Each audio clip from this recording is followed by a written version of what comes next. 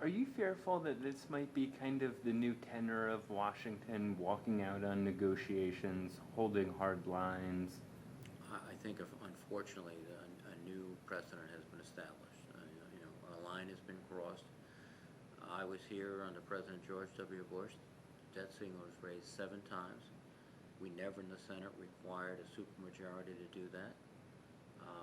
We had grave policy differences with President Bush in terms of the war, in terms of his fiscal policy, in terms of many of his policies. But we never held hostage the credit of the United States, the value of the dollar, the ability to go ahead and fund our previous debts to any of these differences. This Republican Congress has chosen to step over a very well-established line.